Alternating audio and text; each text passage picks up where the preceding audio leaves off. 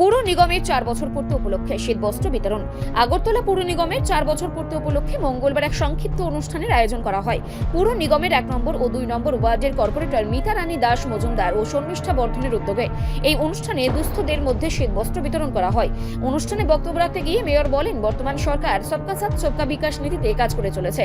আগের সরকারের আমলে জনগণ তাদের চাহিদা ও সুযোগ সুবিধা নিয়ে সরাসরি কথা বলার সুযোগ পাননি, কিন্তু বর্তমান সরকারের আমলে প্রতিদিন জনপ্রতিনিধি মানুষের সঙ্গে তাদের চিন্তা ও সমস্যাগুলি ভাগ করে নিচ্ছেন। মেয়র আরও জানান, গত 4 বছরে আগরতলা শহরকে সুন্দর করে সাজিয়ে তোলার প্রচেষ্টা চালিয়ে যাচ্ছে পুর নিগম।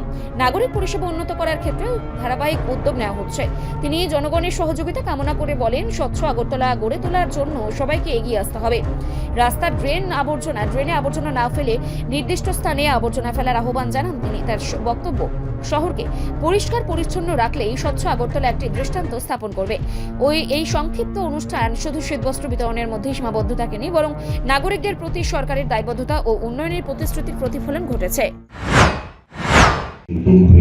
চেষ্টা করছি নিকাশি ব্যবস্থা, আলোর ব্যবস্থা, পরিত্যক্ত পুকুরগুলিকে সংস্কার করে ব্যবহারযোগ্য করা এবং পরিত্যক্ত পার্কগুলি যেগুলি নেশার জায়গা সেগুলিকে সৌন্দর্য করা। বিভিন্ন ওয়ার্ডে সর্বেশাদি বলার চেষ্টা করেছেন, বিভিন্ন ওয়ার্ডে নতুনভাবে আমরা পার্ক তৈরি করছি, ওপেন জিম তৈরি করছি, ছোট ছোট খেলার মাঠ তৈরি করা হচ্ছে এবং যেখানে আপনার রাস্তা প্রয়োজন, নতুন রাস্তা তৈরি করা, পুরনো রাস্তা যেটি দীর্ঘদিন সংস্কার ছিল সেগুলি সংস্কার করা এবং সার্বিকভাবে আলোর ব্যবস্থা করে একটা সুন্দর নাগরিক পরিষেবা প্রদান করার ক্ষেত্রে, পানীয় জল, বিশুদ্ধ পানীয় জল পাওয়ার ক্ষেত্রে এবং বৃষ্টি জমা জল থেকে আগরতলা শহরবাসীকে জল জমা থেকে মুক্ত করার জন্য আমাদের বিভিন্ন পরিকল্পনার মাধ্যমে স্মার্ট সিটি মিশন, পূর্ত দপ্তর, নগর দপ্তর, জল বোর্ড সবাই কাজ করছি।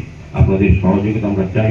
আমরা এই কারণে যেটা প্রতিযোগিতা বলার চেষ্টা করেছিলাম যে আমরা চাই সরকারি, কেন্দ্রীয় সরকার হোক বা রাজ্য সরকার হোক বা সরকার বা বেসরকারি যে কোনো প্রকল্প তখনই সফল হয় যদি মানুষের অংশগ্রহণ সার্বিক থাকে আন্তরিকভাবে। সেই কারণে আমরা মুখ্যমন্ত্রী স্বচ্ছতা পুরস্কার আমরা ঘোষণা করেছি।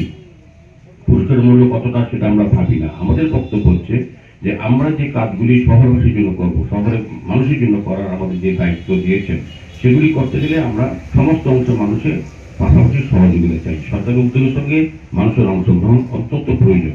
সেই কারণে আমরা বিভিন্ন সামাজিক সংস্থা, ক্লাব, ব্যক্তি, প্রতিষ্ঠান, বাজার কমিটিকে আমরা আহ্বান রেখেছি যে মুখ্যমন্ত্রী স্বচ্ছতা পুরস্কারে আপনারা অংশগ্রহণ করুন।